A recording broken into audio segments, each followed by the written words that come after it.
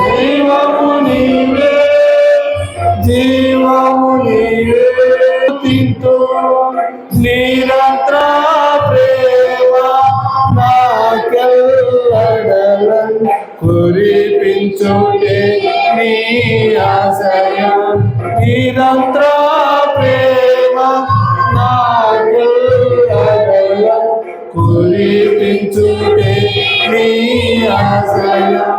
క్షేమము నీవే, రక్షణ నీవే, క్షేమము నీవే, రక్షణ నీవే, యేసు నీవే, నా మోక్షము నీవే. సత్ప్రసాదమందు సదాకాలమందు నివసించు యేసు స్తుతింతు. నిరంతర ప్రేమ నాకెల్లడలం కురిపించుటే నీ ఆశయం. నిరంతర ప్రేమ నాకెల్లడలం కురిపించుటే నీ ఆశయం. లోకేశు నీవే, యేసు నీవే, లోకేశు నీవే, ఆదియు నీవే, మాంత్యము నీవే. సత్ప్రసాదమందు సదాకాలమందు నివసించు యేసు స్తుతింతు. నిరంతర ప్రేమ మాకెల్లడలం కురిపించుటే నీ ఆశయం.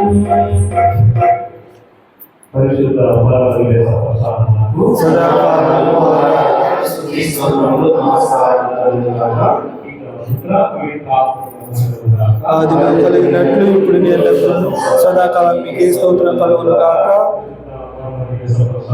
సదాకాలము ఆరాధన స్తుతి స్తోత్రములు నమస్కారములు కలుగును గాక. ఆదిలో కలిగినట్లు ఇప్పుడు ఎల్లప్పుడూ సదాకాలం మీకే స్తోత్రం కలుగును గాక. సదాకాలము ఆరాధన స్తుతి స్తోత్రములు నమస్కారము కలుగును గాక. ఆదిలో కలిగినట్లు ఇప్పుడు ఎల్లప్పుడూ సదాకాలం మీకే స్తోత్రం కలుగును గాక. Praise the lord, praise the Lord. తండ్రి వందనం, తండ్రి స్తోత్రం, తండ్రి ఆరాధన, యేసు వందనం, యేసు స్తోత్రం, యేసు ఆరాధన, ఆత్మదేవ వందనం, ఆత్మదేవ స్తోత్రం, ఆత్మదేవ ఆరాధన. Praise the lord, praise the lord, praise the Lord. Praise the Lord. Praise the Lord. Praise the Lord. Praise the Lord. Praise the Lord. Praise the Lord. Praise the Lord. Praise the Lord. తండ్రి వందనం, తండ్రి స్తోత్రం, తండ్రి ఆరాధన, తండ్రి వందనం, ఆత్మదేవ స్తోత్రం, ఆత్మదేవ ఆరాధన, ఆత్మదేవ మహిమ. Praise the Lord. Praise the Lord. Praise the Lord. అవతల బోర్డు శృతి శృతి మహిమ అనే పాట పాడుకుంటూ తప్పట్లు కొడుతూ దేవుని స్తుతించాలి. కింద కింద అదిగో బోర్డు, ముందు ముందు లోపల స్తుతి స్తుతి మహిమ, స్తుతి స్తుతి మహిమ, స్తుతి స్తుతి మహిమ, సైడ్ లైట్ స్తుతి స్తుతి మహిమ.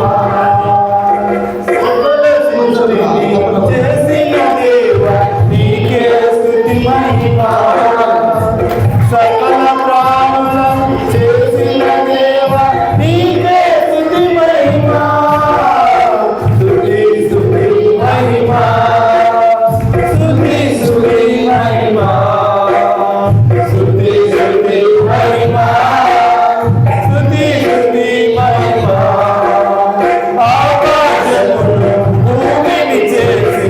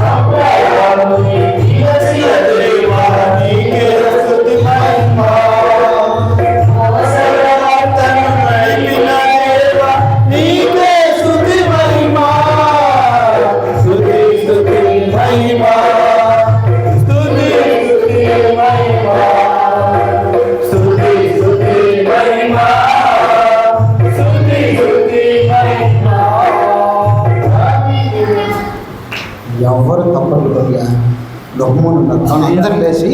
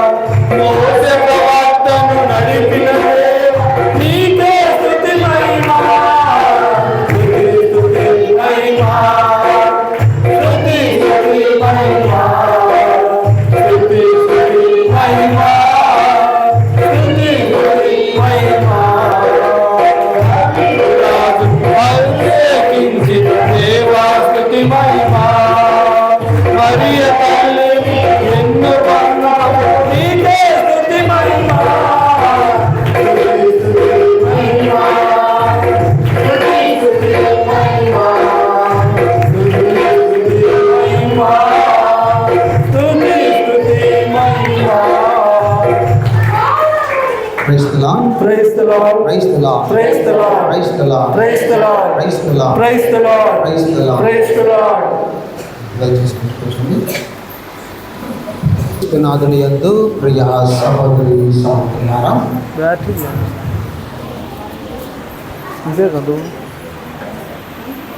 పాత నిబంధనలో నిర్గమకాండం మనం బాగా చదివినట్లయితే ఈ యొక్క నిర్గమకాండంలో మోషే జీవిత చరిత్రాన్ని మనం చూస్తూ ఉంటాం. నిర్గమకాండంలో మోషే యొక్క జీవితాన్ని మనం చూస్తాం. చూడండి, నిర్గమకాండం మనం బాగా చదివితే ఎక్కడి నుంచి ఈ మోషేకు అంతటి నైపుణ్యం, అంతటి ఔన్నత్యం లేదా అంతటి అనుగ్రహము ఎక్కడి నుంచి లభించినది, అతనికి అంతటి గొప్ప శక్తి సామర్థ్యాలు ఎక్కడి నుంచి లభించినవి అని మనము చూసినట్లయితే చూడండి, ఆయన చేసినటువంటి ఘనకార్యాలు ఎన్నో ఉన్నాయి. మరి మోషే అంతటి శక్తి సామర్థ్యాలు పొంది ఉన్నాడంటే బహుశా ఆయన యొక్క జీవితం ఏమన్నా చాలా గొప్పగా జీవించాడా అని చూస్తే ఆయన జీవించినటువంటి జీవితం చాలా దరిద్రమైనటువంటి జీవితం.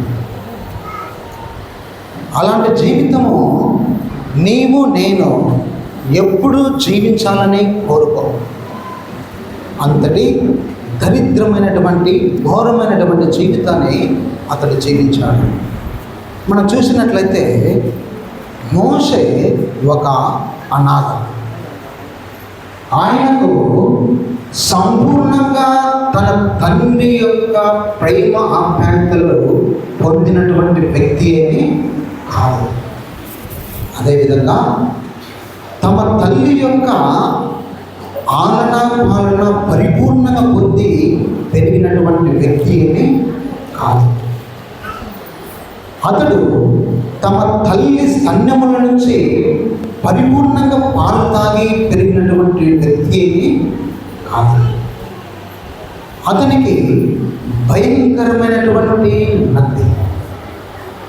అతడు ముక్కు మీద అవకమున్నటువంటి వ్యక్తి. మోషే ఒక క్రిమినల్ అని చెప్పవచ్చు. ఎందుకంటే ఒక్క గుర్తుతో ఒక కొట్టి చంపుతున్నాడు. అదేవిధంగా మోషే ఒక దేశ దిమ్మరి అని చెప్పవచ్చు. ఎందుకంటే 40 సంవత్సరాలు తమ సొంత ప్రదేశాన్ని వదిలిపెట్టి వేరే దేశానికి వెళ్ళి అక్కడ స్థిరపడినటువంటి లేదా అక్కడ జీవించినటువంటి వ్యక్తి మోషే.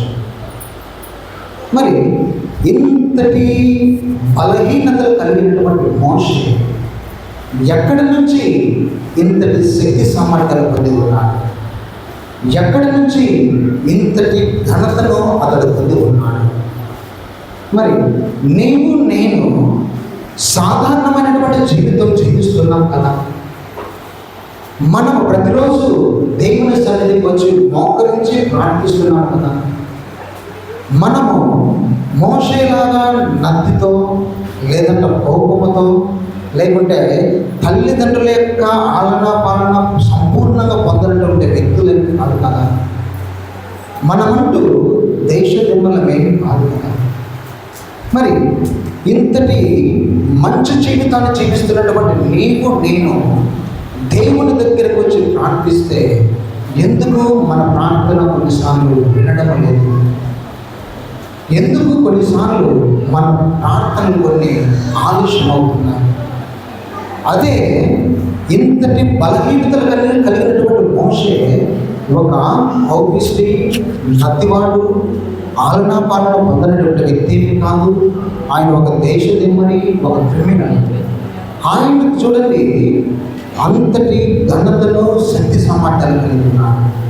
ఎంతటి శక్తి సామర్థ్యాలు కలిగి ఉన్నాడంటే నిర్గమకాండము 14వ అధ్యాయము 21వ వచనం. నిర్గమకాండము 14వ అధ్యాయము 21వ వచనం. మోషే సముద్రం మీదకి చేయి చాచెను. యావే రాత్రంతా తూర్పు గాలి తోలించి సముద్రమును వెనుకకు చుట్టుకొని పోవునట్లు చేసెను. సముద్రము గర్భము ఆరిపోవునట్లు చేసెను. సముద్ర గర్భము ఆరిపోవునట్లు చేసెను.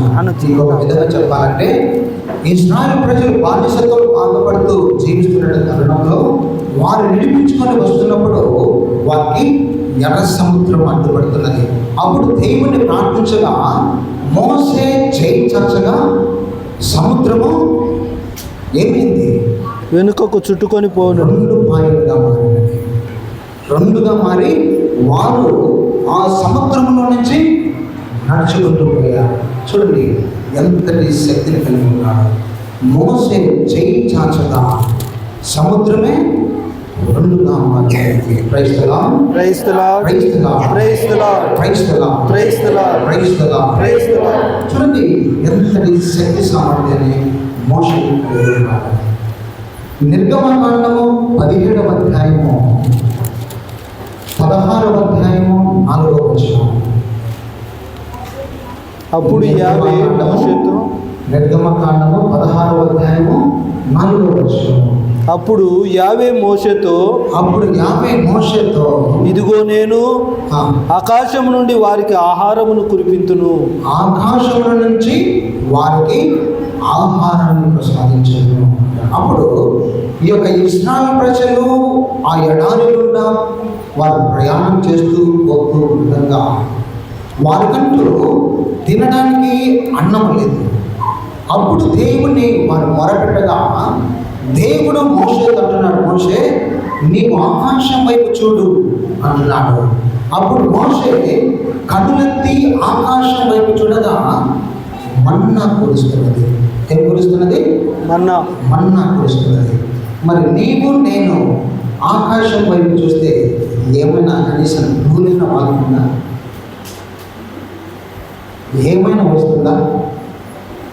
చూడండి ఇంతటి బలహీనతలు కలిగినటువంటి మోషే ఆకాశం వైపు చూడగా మన్నా కురుస్తున్నది. Praise the lord, praise the lord, praise the lord, praise the lord, praise the lord, praise the lord. నిర్గమకాండము 17వ అధ్యాయము 6వ వచనం.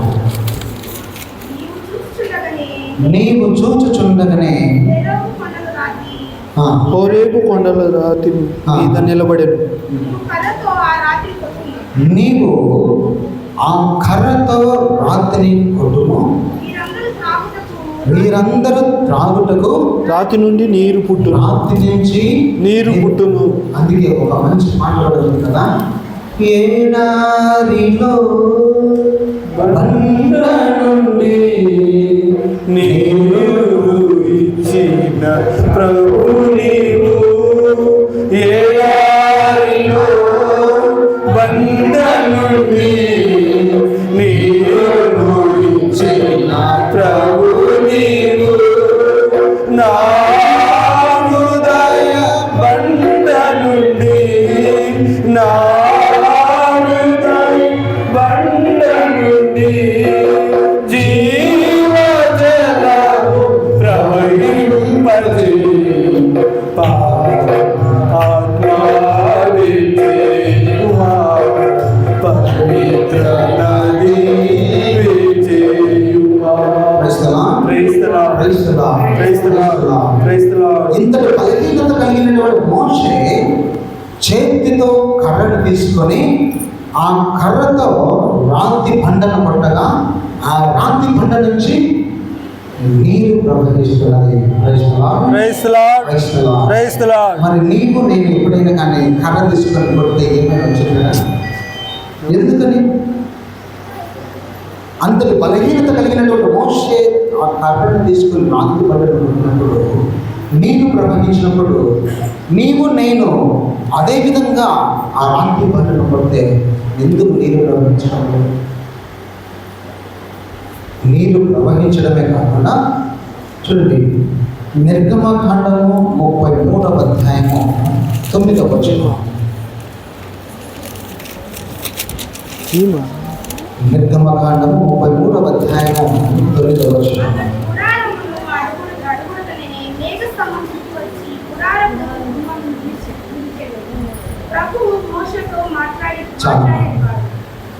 అక్కడ ఏమన్నదంటే 33వ అధ్యాయం 9వ వచనంలో మోషే గుడారములోకి ప్రవేశించగానే దేవుడే గుడారంపైకి దిగి వస్తున్నాడు. దేవుడే గుడారంపైకి దిగి వస్తున్నాడు. మరి నీవు నేను ప్రార్థన చేస్తే దేవుడు దిగి వస్తున్నాడా? వచ్చి నువ్వు తలపెట్టిన కార్యాలన్నీ నెరవేరుస్తున్నాడా?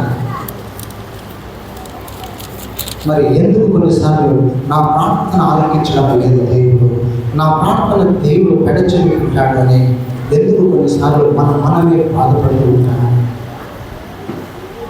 మోషే కన్నా మంచి జీవితాన్ని నీవు నేను జీవిస్తున్నాను కదా. మోషేలాగా మనకంటూ అంతకన్నా బలహీనత లేదు కదా. మరి మోషే గుడారంలోకి ప్రవేశించగానే దేవుడే దిగి వస్తున్నాడు. మరి మనము దేవాలయంలోకి ప్రవేశించినప్పుడు, మనము ప్రార్థన కూర్చున్నప్పుడు దేవుడు దిగి వస్తున్నాడా లేదా ఆత్మ పరిశీలన చేసుకోవాలి. దిగి రావడమే కాకుండా ప్రియ సహోదరి సహోదరులారా, నీవు నేను మన యొక్క సహోదరునితో ఏ విధంగా మాట్లాడతామో ఆ విధంగా దేవుడు మోషేతో మాట్లాడేవాడంట. 11వ వచనం 33:11. నరుడు తన మిత్రునితో సంభాషించినట్లు ప్రభు మోషేతో ముఖాముఖి సంభాషించేవాడు. మోషేతో ముఖాముఖిగా సంభాషించేవాడు.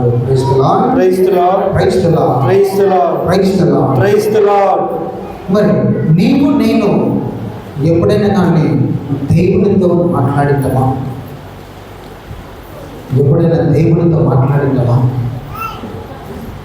మనము ఈ దేవాలయానికి వచ్చేది మన కోరికలు తీర్చుకోవడానికే కానీ మన యొక్క ప్రార్థన కూడా ఏ విధంగా ఉంటుందంటే అవసరాల కన్నా కోరికలకు ఎక్కువ. అందుకే దేవుని సన్నిధికి వచ్చి అవసరాల కన్నా కోరికలను ఎక్కువగా మనం దేవునికి విన్నవించుకుంటాము. కోరికలు విన్నవించుకొని మాత్రమే కాకుండా అవి నెరవేర్చుకోమి అని చెప్పి మనం వెళ్ళిపోతామే కానీ దేవుని యొక్క స్వరాన్ని నేను వినాలి, దేవుడు నేను ప్రార్థించిన తర్వాత నా ప్రార్థనకు సమాధానం ఏమిటి అని ఆ యొక్క సమాధానం వినడానికి ఎంత మాత్రం మనం మౌనంగా దగ్గర కూర్చొని దేవునితో సంభాషించడానికి ప్రయత్నిస్తున్నాం. ఎంతవరకు దేవుడు నాతో మాట్లాడాలి, నేను ఇన్ని రోజులు మాట్లాడాను కదా, కనీసం ఎప్పుడైనా కానీ దేవుడు నాతో మాట్లాడాలి అని చెప్పి దేవుని మాట్లాడేలాగున ఎంతవరకు నీవు నేను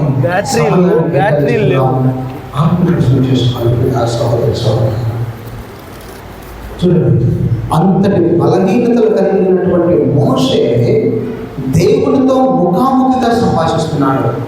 ముఖాముఖిగా ఏ విధంగా అంటే మనం మన స్నేహితుడితో ఏ విధంగా మాట్లాడతామో ఆ విధంగా మాట్లాడుతున్నాడు.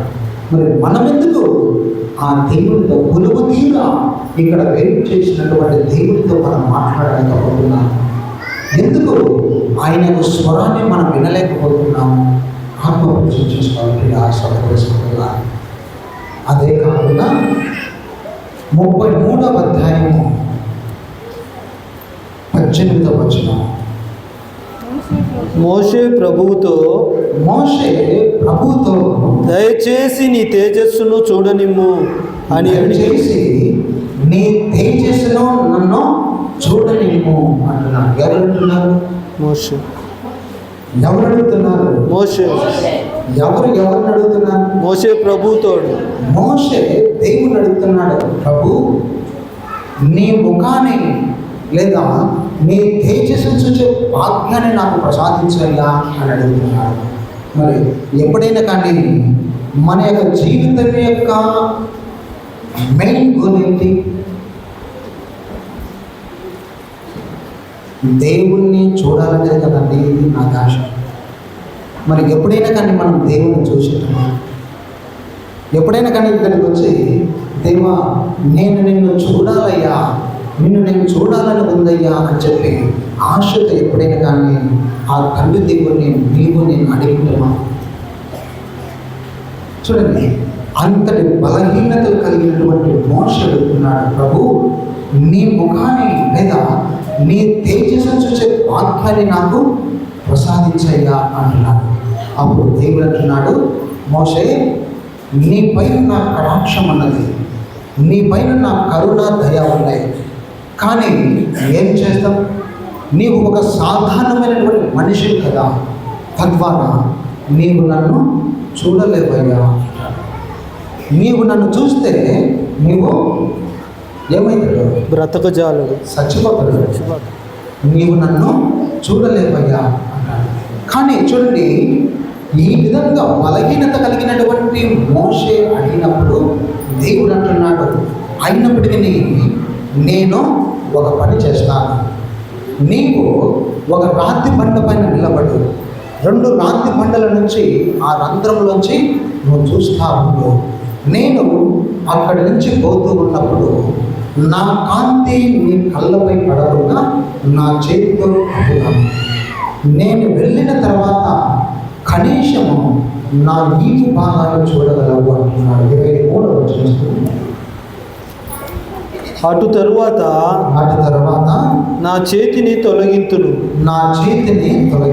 నీవు నా ముఖమును దర్శింపజాలవు, నా ముఖాన్ని దర్శింపజాలవు, నా వెనుక తట్టు మాత్రము కనుగొందు, నా వీపు భాగాన్ని మాత్రమే నువ్వు చూడగలవు అంటున్నాడు. Praise the lord, praise the lord, praise the lord, praise the lord, praise the lord, praise the lord, praise the lord, praise the Lord. మరి నీవు నేను దేవుణ్ణి చూడాలనుకుంటున్నామా? దేవుణ్ణి చూడాలనుకుంటున్నావా? ఆనాటి కాలంలో దేవుణ్ణి నన్ను చూడలేవనే దేవుడు ఏమంటున్నాడు? నీవు నన్ను చూడలేమంటున్నాడు. కానీ నీకు నాకు దేవుడు అది గొప్ప వాక్యాన్ని ప్రసాదించాడు. అదేంటంటే దేవుణ్ణి చూసే వాక్యాన్ని ప్రసాదించాడు. ఆ దేవుడే ఈ దివ్య సప్రసాదంలో కొలువు తీరా ఉన్నాడు. కానీ ఆయనను నీవు కనుగొనాలి, ఆయన నువ్వు చూడాలి, ఆయన సన్నిధిని నువ్వు అనుభవించాలి. ఆ సహోదరి సహోదరులు, అంతటి గొప్ప భాగ్యాన్ని ఎవరికి ఇవ్వనటువంటి భాగ్యాన్ని నీకు నాకు దేవుడు ప్రసాదించాడు. మరి ఇన్నిసార్లు ప్రతి శుక్రవారం మీకు ఆరాధన ఉంటే ఉన్నది కదా, మరి ఎన్నిసార్లు నువ్వు దేవుడు చేసినప్పుడు ఎన్నిసార్లు మీరు దేవుని చూసింటారు? అది కేవలం నీకు ఒక అప్పమేనా, లేకుంటే ఆ అప్పంలో క్రైస్తవ ప్రభు కొలువు తీరా ఉన్నాడని నువ్వు నమ్ముతున్నావా? నమ్మితే నువ్వు చూడగలుగుతున్నావా లేక ఆత్మపరిశీలన చేసుకోవాలి. కావున ప్రియ సహోదరి సహోదరులారా, ఈ బలహీనత కలిగినటువంటి మోషే ఇంతటి గొప్ప కార్యాలు చేశాడు. ఆయన చేయి చాచగా, చెప్పాలి అందరూ, చేయి చాచగా ఏమైంది? చేయి చాచగా సముద్రము రెండుగా చీలిపోయింది. ఆకాశం వైపు కన్నులెత్తి చూడగా మన్నా కురిసినది. చేతి కళ్ళతో రాతి బండను కొట్టగా నీరు ప్రవహించినది. ఆయన గుడారంలోకి ప్రవేశించగా దేవుడే దిగి వచ్చాడు. దేవుడే దిగి రావడమే కాకుండా మన మిత్రులతో, మన స్నేహితులతో ఏ విధంగా ముఖాముఖిగా మాట్లాడతామో ఆ విధంగా మోషేతో మాట్లాడేవాడు. అదేవిధంగా మోషే ఆయన యొక్క తేజస్సును చూడగలిగాడు. ఆయన కనీసము ఆయన నీటి భాగాన్ని మాత్రము చూడగలిగాడు. చూడండి, ఇంతటి బలహీనత కలిగినటువంటి మోషే చూసినప్పుడు, ఇంత గొప్ప జీవితము, ఇంత మంచి విశ్వాసం మాత్రమైనటువంటి జీవితాన్ని జీవిస్తున్నప్పుడు ఏమాత్రం ఘనకార్యాలు చేయగలుగుతున్నావు? ఏమాత్రం నువ్వు గొప్ప కార్యాలు చేయగలుగుతున్నావు? ఏమాత్రం దేవుని యొక్క సన్నిధిని నీతో పెట్టుకొని, లేదా దేవుని యొక్క బలాన్ని చేకూర్చుకొని ఏమాత్రం నువ్వు కార్యాలు తలపెట్టి వాటిని జయప్రదం చేయగలుగుతున్నావు? ఆత్మపరిశీలన చేసుకోవాలి. మరి ఇంతటి బలహీనత కలిగినటువంటి మోషేకు ఎక్కడి నుంచి లభించింది ఈ యొక్క సామర్థ్యము, ఈ యొక్క శక్తి ఎక్కడి నుంచి వచ్చింది?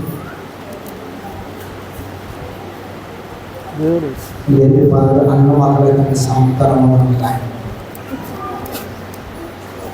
ఎక్కడి నుంచి వచ్చిందంటే ప్రియా సహోదరి సహోదరులారా, ఇశ్రాయేలు ప్రజలు బానిసత్వంలో బ్రతుకుతున్నప్పుడు వారు పడుతున్నటువంటి కఠోర వేదన, వారు పడుతున్నటువంటి ఘోరమైనటువంటి కష్టాలు, వారి యొక్క ప్రార్థనను దేవుడు ఆలకించాడు.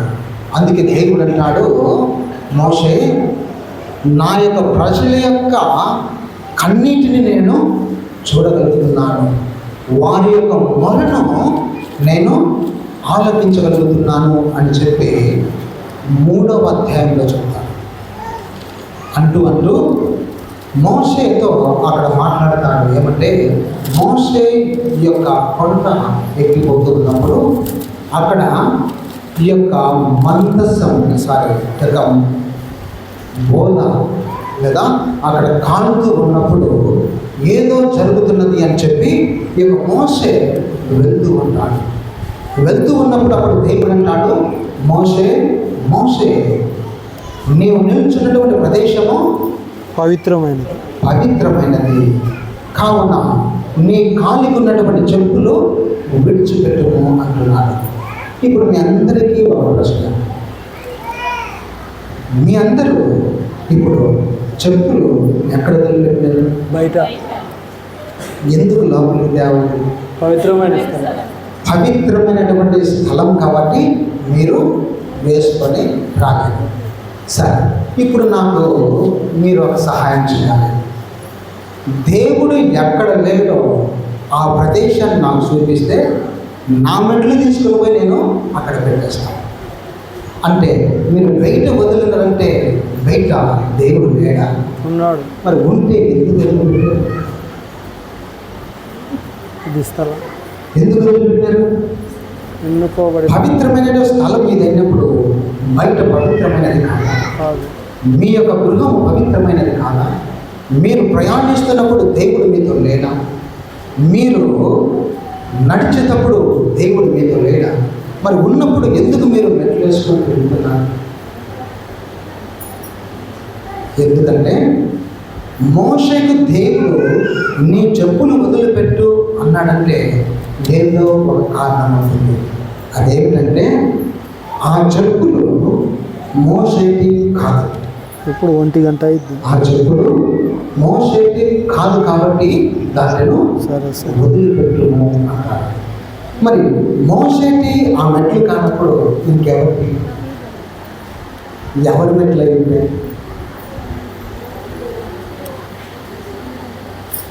మోషే ఫరో రాజు దగ్గర జీవిస్తూ ఉంటాడు. ఫరో రాజు దగ్గర ఉన్నప్పుడు యూద ఆచార ప్రకారము యూదులు చెప్పులు వేసుకొని తిరగకూడదు. మోషే యూదుడు కాబట్టి ఈయన ఫరో రాజు దగ్గర ఉన్నాడు కాబట్టి ఫరో రాజు మెట్లు వేసుకొని తిరుగుతూ ఉన్నాడు. ఈ మెట్లు దేనికి సాదృశ్యం? అధికారానికి సాదృశ్యం. అందుకే కదా తప్పిపోయిన కుమారుడు తిరిగి వచ్చినప్పుడు తండ్రి ఏమేమి ఇస్తాడు? కొత్త బట్టలు, చెప్పులు. కొత్త బట్టలు, ఉంగరము, చెప్పులు, కాళ్ళకు చెప్పులు ఇస్తాడు. ఎందుకు? అధికారానికి సాదృశ్యం. ఇప్పుడు దేవుడు మోషేకి అంటున్నాడు, మోషే నువ్వు వేసుకున్నటువంటి చెప్పులు విడిచిపెట్టు. ఎందుకంటే అవి అధికారము దేనికి సాదృశ్యము? అహంకారానికి సాదృశ్యం. అధికారంలో ఉన్న వారికి అహంకారానికి సాదృశ్యం. కాబట్టి నీవు నా బిడ్డవు, తద్వారా నువ్వు ఫరో రాజు బిడ్డవు కాదు. అంటే నీకు అధికారం లేదు, నీకు అహంకారాన్ని విడిచిపెట్టినాయన. అంటే నీ చెప్పులు వదిలిపెట్టంటే నీ అహంకారాన్ని వదిలిపెట్టు అంటున్నాడు. కానీ నీ చెప్పులు అంటే కాళ్ళు వేసుకునే చెప్పులు కాదు. అర్థమైనా? కాలు వేసుకున్న చెప్పులు కాదు. నీ అహంకారాన్ని వదిలిపెట్టు. ఎందుకంటే నీవు నా బిడ్డవు. మనము సాధారణమైనటువంటి జీవితం జీవించాలి. మనము సేవకులుగా జీవించాలి. మనం సేవింపబడుట కాదు, సేవ చేయుటకు మనం ఉంచుకున్నాము అని చెప్పి దానికి సాదృశ్యం దేవుడు నీ చెప్పులు వదిలిపెట్టుకుంటున్నాడు అంటూ మోషే అంటున్నాడు. దేవుడు, మోషే నా ప్రజలు ఐగుప్తు దేశంలో బానిసత్వంలో బాధపడుతూ ఉన్నారు కాబట్టి నీకు వెళ్ళి వారిని బానిసత్వం నుంచి విడిపించుకొని రా అన్నాడు. అంటూ దేవుడు అంటాడు, మోషే నువ్వు వెళ్ళు, కానీ నేను నీతో రాను అన్నాడు. 33వ అధ్యాయము 11వ వచనం. నీవు చెప్పినట్లే నేను నీ దయకు నోచుకుంటుని ఈ ప్రజలకు నేనేం చేయకూడదునో ముందుగానే తెలియచెప్పుము. అప్పుడు నేను నిన్ను అర్థం చేసుకొందును, నీ మన్ననకు పాత్రుడగుదును. ఈ ప్రజలు కూడా నీ వారే కదా. నేను ఆ 33వ అధ్యాయంలో మనం చదువుకుంటూ పోతే అక్కడ ఉంది ఏమిటంటే, దేవుడు నేను నీతో రాను అన్నాడు. నువ్వు వెళ్ళు, కానీ నువ్వు వెళ్ళు అని చెప్తున్నాను, కానీ నేను ఒంటరిగా పంపను అన్నాడు. మరి ఏదంతా పంపుతాడంటే నీకు గొప్ప అద్భుత శక్తిని ఇస్తాను అన్నాడు. అది ఏమి శక్తి అంటే నిర్గమకాండము 4వ అధ్యాయము 2వ వచనం. నిర్గమకాండం 4వ అధ్యాయం 2వ వచనం నుంచి, యావే నీ చేతిలో ఉన్నది ఏమి అని మోషేను అడిగాను. అతడు కర్ర అని అడిగాడు. చదువు. యావే దానిని, అప్పుడు యావే అంటున్నాడు, మోషే దానిని నీవు ఆ కర్రను నేల మీద పడవేమో. మోసే కర్ర నేల మీద పడగానే, మోసే ఆ కర్ర నేల మీద పడవేయగానే అది పాముగా మారింది. మారను. ఇంకా మోసే వెనుకంజ వేషను. యావే నీ చేయి చాచి దాని తోక చాచి ఆ పాము తోక పట్టుకొను.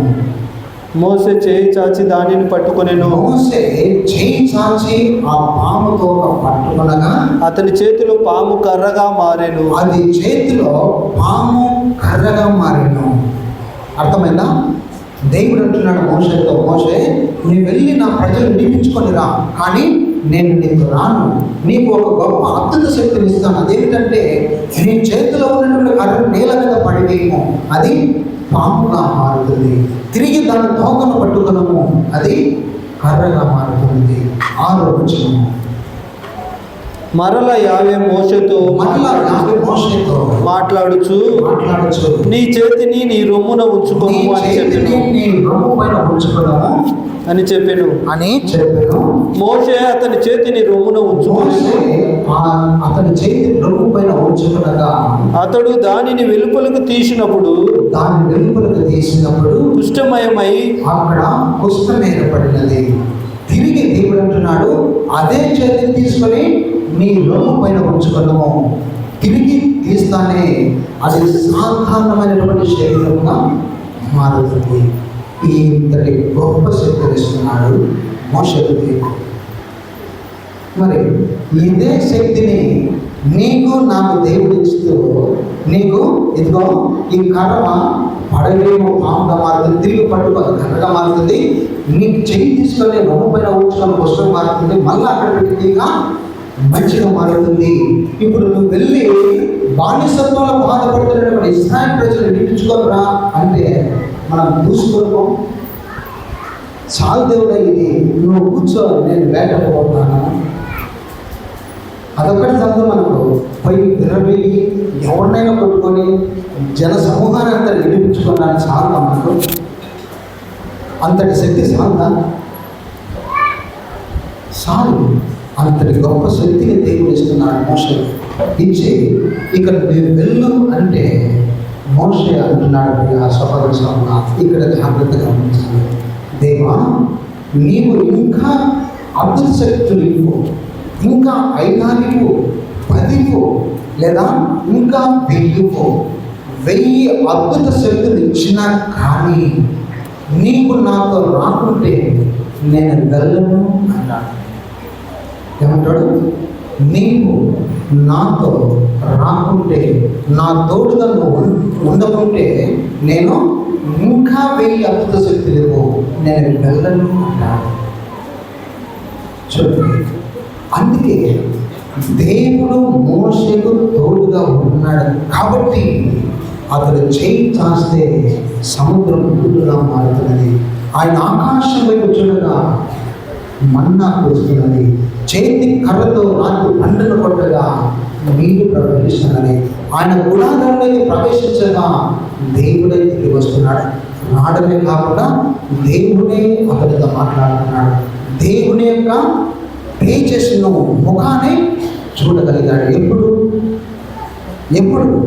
చెప్పులు ఇవన్నీ మోసే ఎప్పుడు చేయగలిగాడు?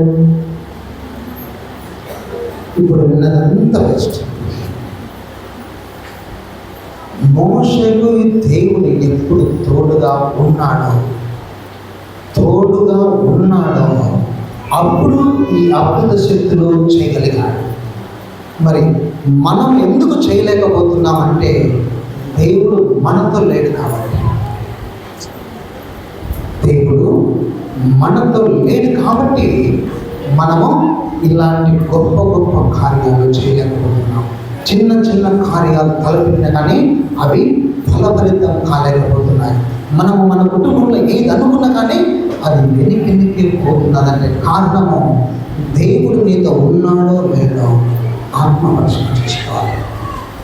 అందుకే మోషేతో దేవుడు ఉన్నాడు కాబట్టి అతను అంటున్నాడు, ప్రభు ఇంకా గొప్ప శక్తులు ఇవ్వు, ఇంకా 1000 నీవు నాకు తోడుగా రాకుంటే నేను వెళ్ళనయ్యా అన్నాడు. 33వ అధ్యాయము 15వ వచనం, 14, 15. నీవు చెప్పినట్లే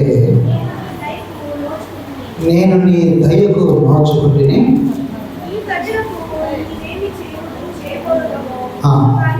అది కాదు.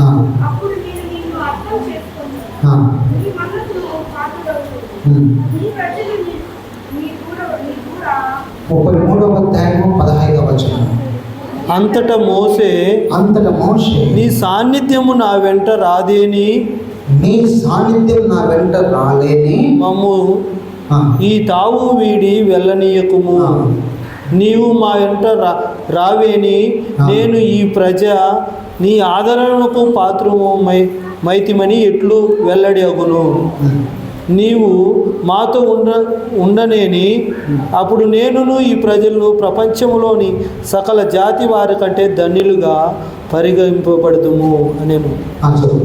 ప్రభు అతనితో నేను నీవు కోరినట్లే చేయుదును, నీవు నా కటాక్షము, నీవు నా తోడు రావాలి అన్నాడు. నీవు నా కటాక్షమునకు నోచుకుంటివి, అంటే నా ప్రేమకు నువ్వు నోచుకుంటివి. నీ పేరును బట్టి నిన్ను ఎరుగుదును అనేను. నీ పేరును బట్టి నేను ఎరుగుదును. ఇంకా మోసే ప్రభువుతో దయచేసి నీ తేజస్సును చూడనిమ్మని అడిగాను. ఇక్కడ దేవుడు అంటున్నాడు, నీవు కోరినట్లే నేను చేసేదను, నీ కటాక్షాన్ని లేదా నీ ప్రేమకు నేను బద్దులయ్యాను, తద్వారా నీవెవరో నేను తెలుసు, నాకు నీ ఎవరో తెలుసు కాబట్టి నేను నీతో వస్తా అన్నాడు. సహోదరి సహోదరులారా, మరి ఏ విధంగా అయితే మోషేతో దేవుడు పలికాడో, నీవు నా ప్రేమకు బద్దులయ్యావు, అదేవిధంగా నీవెవరో నాకు తెలుసు కాబట్టి నేను నీతో వస్తా అంటాడు. మరి ఆ దేవుడు నీవెవరో తెలుసా? లేదా ఆ దేవుడికి నువ్వెవరో తెలుసా? మరి తెలిస్తే మీకు ఒక ప్రశ్న. మీరు ఇప్పుడు వారు ఇంటికి పోయిన తర్వాత మీరు మీ యొక్క కుటుంబ ప్రార్థన చేస్తారు కదా. కుటుంబ ప్రార్థన చేస్తున్నప్పుడు మీరు ఒంటరిగా లేదా సపరేట్గా మనసులో ఒకసారి అడగండి, ప్రభు నీ ప్రేమకు నేను బద్దులయ్యాను కదా, నేనెవరో నీకు తెలుసు కదా, మరి నీవు నా ఇంట్లో ఉండడం నీకు సంతోషమేనా అని అడగాలి. అప్పుడు దేవుడు సంతోషంగా ఉన్నాడో లేదో మీకు సమాధానం వస్తుంది. కావున ప్రియ సహోదరి సహోదరులారా, మనకు దేవుడు ఎప్పుడు తోడుగా ఉంటాడో ప్రతిదీ సాధ్యమే. దేవుడు మనకు తోడుగా ఉంటే ప్రతిదీ సాధ్యమే. అందుకే మోషేకు దేవుడు తోడుగా ఉన్నాడు కాబట్టి ఇవన్నీ కూడా సాధ్యమైనవి. ఎవరు చేయనటువంటి గొప్ప గొప్ప కార్యాలు మోషే చేయగలిగినాడు అంటే దాని కారణము దేవుడు మోషేతో ఉన్నాడు కాబట్టి. మరి అదే దేవుడు ఎవరికైతే బలహీనతలో ఉన్నటువంటి మోషేకు తోడుగా ఉన్నప్పుడు నీవు మంచి మార్గం జీవిస్తున్నావు, మంచి కుటుంబ జీవితాన్ని జీవిస్తున్నావు, ప్రతిరోజు దేవుడి దగ్గరికి వచ్చి ప్రార్థిస్తున్నావు కదా, మరి ఆ దేవుడు నీకు తోడుగా ఉన్నాడా లేడా ఆత్మ పరిశీలన చేసుకోవాలి.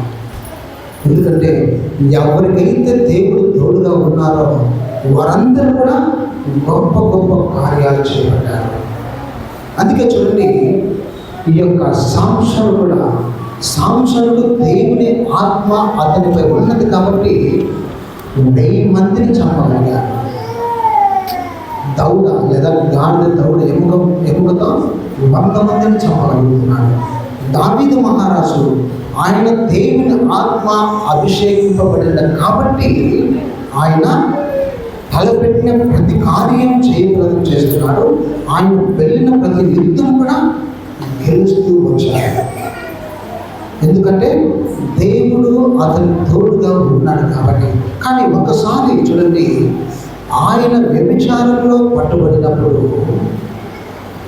అప్పుడు దేవుని దగ్గరికి వచ్చి 51వ కీర్తనలో ఈ విధంగా ప్రార్థిస్తాడు. ఏమనంటే, ప్రభు నీ సన్నిధి నుంచి నన్ను వేయకము, నీ నుంచి నన్ను వేయకము అంటాడు. ఎందుకంటే పాపం చేసిన తర్వాత దేవుడు అతనితో ఉండడని తెలుసు కాబట్టి దేవుడు ఉంటే ఎలా ఉంటుంది జీవితమో, దేవుడు లేకుంటే ఎలా ఉంటుందో జీవితమో ఆయనకు బాగా తెలుసు కాబట్టి వచ్చి దేవుని సన్నిధిలో మొదలుపెట్టున్నాడు. ప్రభు, నీ సాన్నిధ్యం నుంచి నన్ను తోసివేయము, నీ నుంచి నన్ను గెంటి వేయము.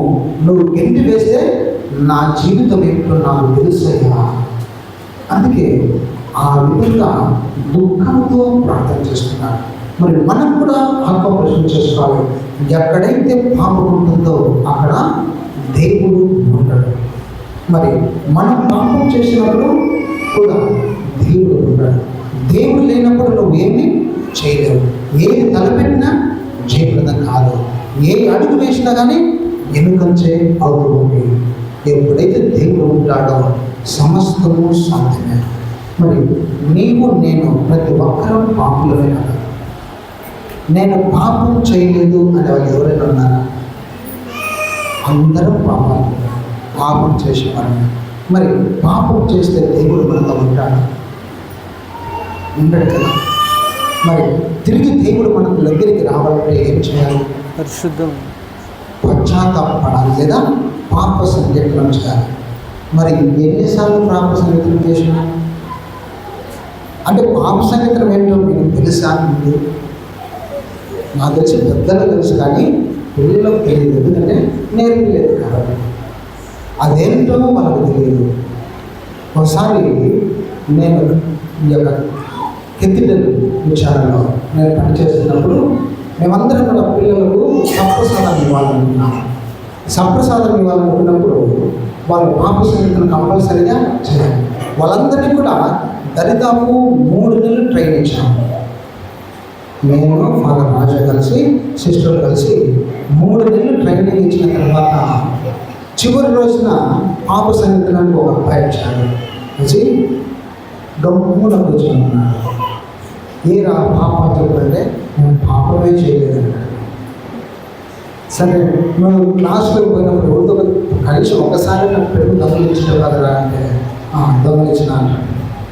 అది చెప్పుడంటే అది పాపం కాదంట. అంటే అతనికి పాపమేంటో తప్పేంటో ఒప్పేంటో అతనికే తెలియడం లేదు. అంటే మనం నేర్పిస్తే కదా మన పిల్లలకు తెలిసేది. మనం నేర్పించాలంటే మనం పాటిస్తే కదా మన పిల్లలకు నేర్పించేది. మరి ఎంత మాత్రం నీవు నేను ఈ యొక్క గొప్ప సంస్కారాన్ని మనము ఆలింగనం చేసుకొని మనం దాన్ని ప్రాక్టీస్ చేస్తున్నాం. మరి ఈ యొక్క గొప్ప సందర్భంలో మేమందరూ కూడా పాపసంగతం చేసి దేవుని అనుగ్రహం పొందవచ్చు కదా. మరి ఎందుకు మనందరం కూడా ఆ విధంగా ఉన్నాం అంటే మనకేమైందంటే మనం పాపం చేస్తున్నామో లేదో మనకే తెలియదు. అది పాపమో కాదో మనకే తెలియాలి. అంటే అంతటి దీన స్థితికి దిగదాడు. అంటే అది ఏం కాదులే, పుడుచుకొని పోతే అయిపోతుంది అన్నట్టుగా ఉన్నాం. కావున ఆ విధంగా ఉంటుంది ప్రియ సహోదరి సహోదరులారా. దేవుడు మనతో ఉంటాడు. దేవుడు లేకుంటే ఏ కార్యం మీరు చేయగలం కాదు. కావున మనందరం కూడా దేవుడు మనతో ఉండాలంటే మనం హృదయ శుద్ధి కలిగి ఉండాలి. పాప సంకీర్తనం చేసి మారు మనసు పొంది పవిత్రమైనటువంటి హృదయం కలిగినప్పుడే దేవుడు నీలో నాలో కొలువు తీరా ఉంటాడు. కావున ఈ యొక్క గొప్ప కార్యాన్ని మనందరం కూడా తలపెట్టి మన విచారణ గురువుని అడిగి పాప సంగీతాలను అడిగి ప్రతి ఒక్కరు కూడా పాప సంగీతం చేయాలని మనందరం కూడా మనవి చేస్తున్నాను. పిత పుత్ర పవిత్రాత్మ నామమున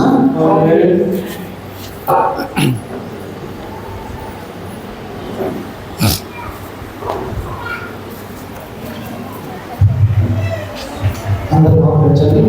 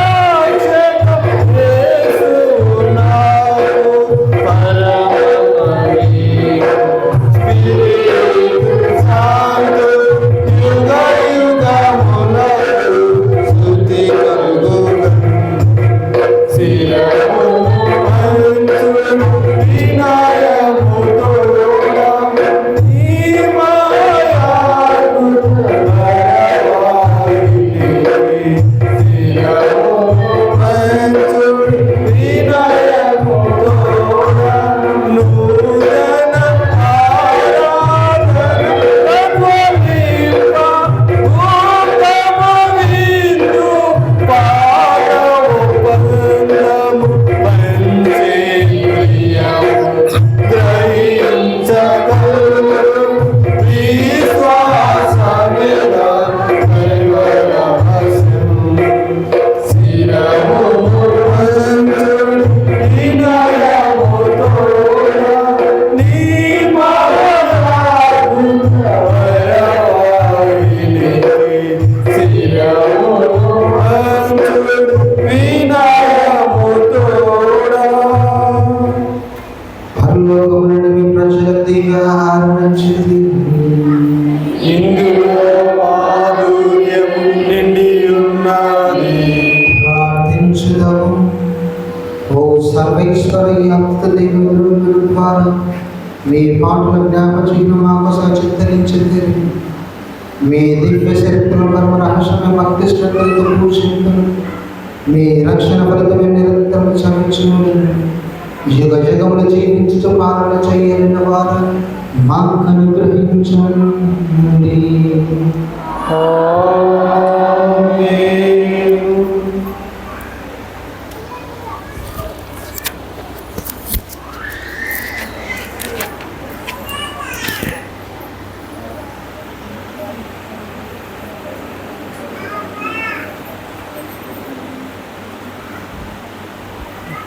రావాల్సింది శిరమును మంచి పాట పాడకపోవాలి.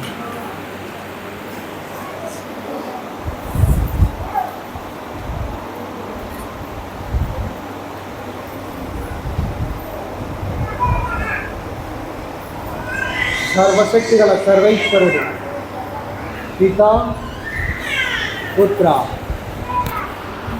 పవిత్రాత్మ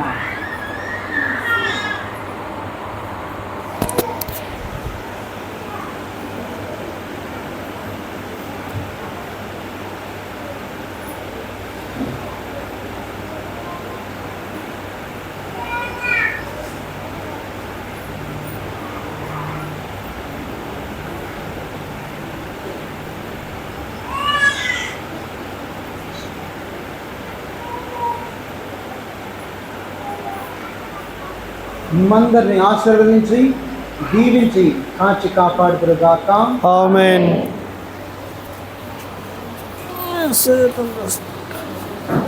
అడిగి పోయిండు దండేసుకొని వచ్చాడేమో.